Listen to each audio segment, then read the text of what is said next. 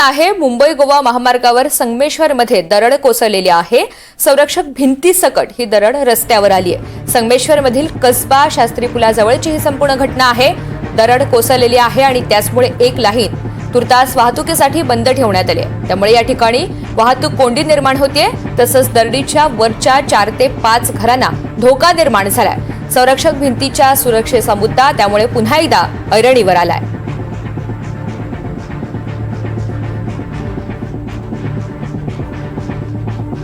मुंबई गोवा महामार्गावर दरडी कोसळण्याचं सत्र सुरूच आहे। आपण सध्या आहोत ते संगमेश्वर तालुक्यातील शास्त्री पूल कसबा या ठिकाणी आहोत आणि या ठिकाणी देखील दरड जी आहे ती पूर्णतः रस्त्यावर आलेली आहे।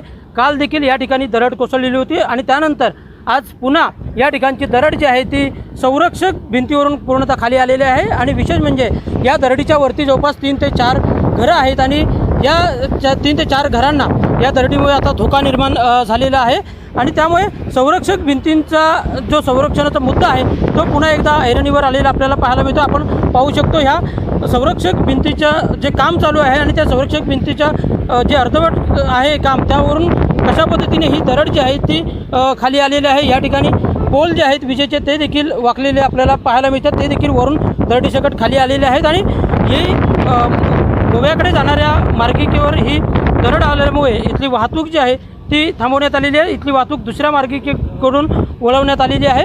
पण एकूणच पाहायला गेलं तर या ठिकाणी दरड कोसळल्यामुळे या परिसरात वाहतूक कोंडी देखील होताना पाहायला मिळते आणि त्यामुळे संरक्षक भिंतींचा मुद्दा पुन्हा एकदा ऐरणीवर आलेला आहे। कारण संरक्षक भिंतींच्या वरून दरडी कोसळत आहेत, त्यामुळे ज्या उद्देशाने संरक्षक भिंती बांधल्या जातात तो उद्देश खरंच या संरक्षक भिंतींचा उद्देश जो आहे तो सफल होतोय का, हा देखील एक प्रश्न या निमित्ताने निर्माण झालेला आहे।